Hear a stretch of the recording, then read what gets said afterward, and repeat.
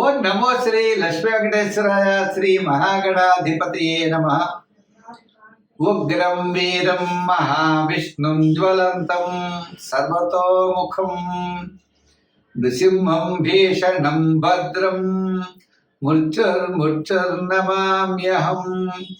ప్రేక్షకులకు నమస్కారాలు తెలియజేస్తూ మనం మే నెలలో మన యొక్క రాశుల వారికి ఎలా ఉంటుంది అనే విషయం తెలుసుకుంటూ మనం మే నెలలో గ్రహాల యొక్క పరిస్థితి కూడా అందులో మనం తెలుసుకుందాం. మే నెలలో వృషభ రాశిలో గురుడు యొక్క సంచారం, కర్కాటక రాశిలో కుజుడి యొక్క సంచారం, కన్యా రాశిలో కేతువు, మీన రాశిలో రాహు, శుక్రుడు, బుధుడు, మేషరాశిలో రవి. ఆయన 15వ తారీఖు తర్వాత మరి వృషభ రాశిలో రవి యొక్క సంచారం. గురుడు వృషభ రాశి నుండి మిథున రాశిలోకి మే 15 నుండి ఆయన సంచారం. ఈ విధమైనటువంటి మార్పుల్లో మే నెలలో మన రాశి వారికి ఎలా ఉన్నది అనే విషయాన్ని మనం తెలుసుకుందాం. దానికి సులభమైన పరిహారముల ద్వారా మనం ఆచరించినట్లయితే తప్పకుండా మంచి ఫలితాలు ఉంటాయి. ప్రతి ఒక్కరికి కూడా వ్యక్తిగత జాతక ప్రభావం, ఖగోళంలో ఉన్నటువంటి గోచార గ్రహముల యొక్క ప్రభావం, 2 ప్రభావాలతో మనిషి యొక్క జీవన విధానం సాగుతూ ఉంటుంది. కాబట్టి మనం తప్పనిసరిగా ఈ గోచారము అంటే గ్రహముల యొక్క చారము. గ్రహాలంటే ఆకాశంలో వర్తమానంలో మే నెలలో సంచరించే గ్రహాలు ఎటువంటి ఫలితాలను ఇస్తాయి, మనం ఏ విధంగా చూసుకోవాలి అని భయపడవలసిన అవసరం లేదు. దానికి సులభమైన పరిహారాలు మనం ఆచరించి తద్వారా పాజిటివ్ వైబ్రేషన్స్ డెవలప్ చేసుకుంటూ మనం అనుకూలమైన ఫలితాలు పొందొచ్చు. ఇప్పుడు కూడా జ్యోతిషము అంటే బ్యాటరీ లైట్ల కాంతిని చూపిస్తుంది.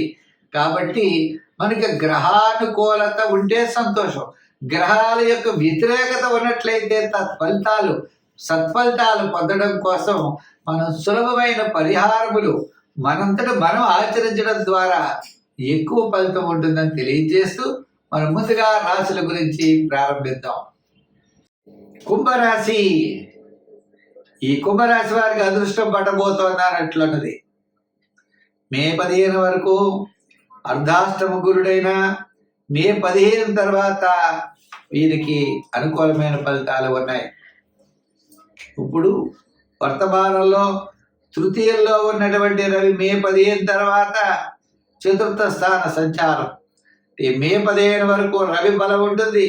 మే 15 తర్వాత గురు బలం రాబోతోంది. అంతే కదండి. ఈ రాశి వారికి 6వ స్థానంలో కుజుడున్నాడు.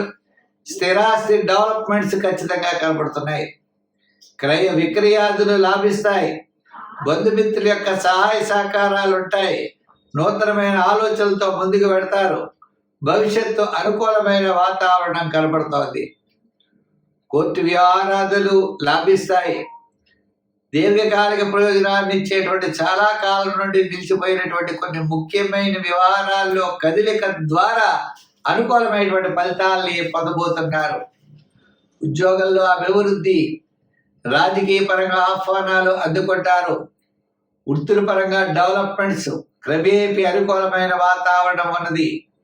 విద్యార్థులకు రాబోయేది స్వర్ణ యుగం అన్నట్లుగా విద్యార్థులకి చాలా చక్కని ప్రయోజనాన్ని పొందగలుగుతారు. వ్యాపారాత్మకంగా మనం చూస్తే 15వ తారీఖు వరకు గృహోపకరణాలు, ఎలక్ట్రానిక్స్ వస్తువులు, 15 తర్వాత ఫైనాన్స్ సంబంధించినటువంటి బిజినెస్లు, నెలంతా కూడా రియల్ ఎస్టేటు, షేర్స్, ఐటీ రంగం వారికి చాలా అనుకూలంగా ఉన్నది. అంతేకాదండి, ఈ రాశి వారికి ప్రత్యేకమైన పట్టుదల ఉంటుంది. నూతనమైనటువంటి ప్రయత్నాల్ని ఎన్నుకుంటారు. నూతనమైన ప్రయత్నాల కోసం, కొత్తతనం కోసం అన్వేషిస్తారు.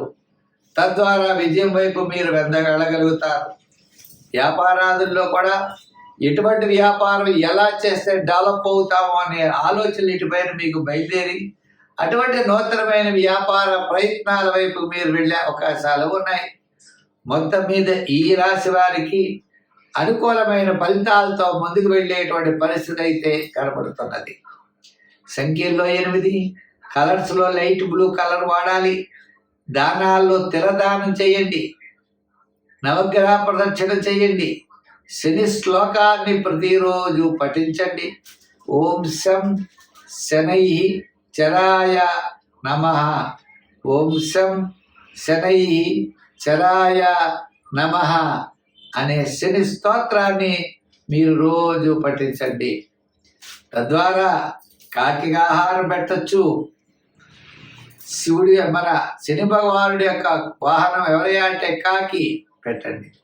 తల్లిదండ్రులు లేనివారు పితృశాంతి చెయ్యండి. అమావాస్య లాంటి వదలకుండా బియ్యాన్ని దానం చేయడం ద్వారా కూడా మీరు విశేషమైన ఫలితాన్ని పొందగలుగుతారు. స్వస్తి. మీనరాశి.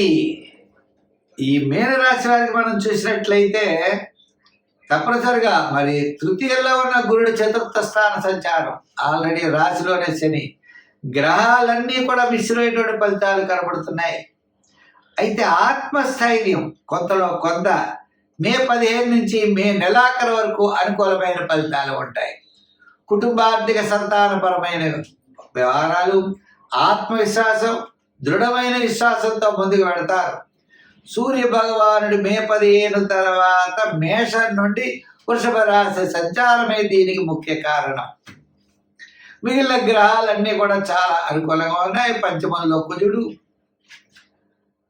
మరి సప్తమంలో కేతువు, జన్మంలోనే రాహు, శని, వీళ్ళంతా.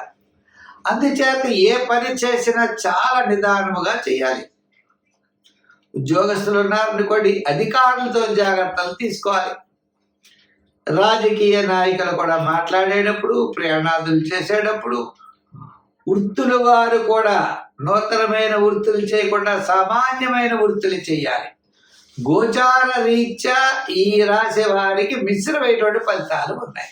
ఒక్క సూర్య భగవాన్ అంటే దృఢమైన మనస్సు, అదే మిమ్మల్ని విజయం వైపుకి తీసుకువెడుతుంది. ఎంతో శ్రమతో కానీ విజయం దక్కదు. సులభమైన మార్గములు ఏమీ పనికిరావు. మీ ఆలోచనలు చాలా కరెక్ట్గా ఉండాలి. మీ ప్రణాళికలు చాలా కరెక్ట్గా ఉండాలి. ఉదాహరణకి విద్యార్థులు ఏదైనా టెస్ట్ రాయాలి అంటే చాలా కష్టపడాలి. ప్రణాళికలు చక్కగా సిద్ధం చేసుకోవాలి. ఏదో అలా వెళ్ళి పరీక్ష రాస్తామంటే ఉత్తీర్ణత అయితే చెందలేరు. ప్రణాళికబద్ధమైనది ఏదైనా సరే ఈ రాశి వారు విజయం సాధిస్తారు. ఏ ప్లాను లేకపోతే మాత్రం విజయం సాధించే అవకాశాలు లేవు. అంతేకాదు ఆర్థిక ప్రణాళికలు కూడా చాలా అవసరం. ఎంత వ్యయం చేయాలో, ఆదాయం ఎంతో తెలుసుకుని చేయాలి. కొత్త కొత్త వ్యాపారాదులు పెట్టుబడి పెట్టడం, కొత్త కొత్త ఆలోచనలతో ముందుకు దూసుకు వెళ్ళడం, కనపడిన వాడికి హామీలు సంతకం మధ్యవర్తిత్వానికి సంతకాలు పెట్టడం, మనం ఏదో చేద్దాం అనుకునేప్పుడు చాలా ఇబ్బందులు ఫేస్ చేయవలసిన పరిస్థితులు ఉన్నాయి.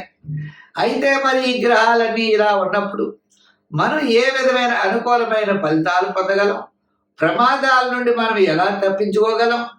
మన అభివృద్ధి వైపు ఎలా వెళ్ళగలం అన్నట్లయితే సంఖ్యల్లో 3 రంగుల్లో గోల్డ్ కలర్ వాడటం, ఆరాధనలో నవగ్రహ ఆరాధన, నవగ్రహ ప్రదక్షిణ చేయడం, నవధాన్యాల్ని నవగ్రహాల దగ్గర ఉంచడం, అవకాశం ఉన్నట్లయితే శని భగవానుడికి ప్రీతికరమైన తిలలు దానం చేయడం, సమీపంలో ఉన్న దేవాలయాలు ఉన్నట్లయితే అక్కడికి వెళ్ళి శనికి మీరు నూనె ఇవ్వడం, ఇటువంటి చేయడం ద్వారా విశేషమైనటువంటి ఫలితాలు మీరు పొందగలుగుతారు. స్వస్తి.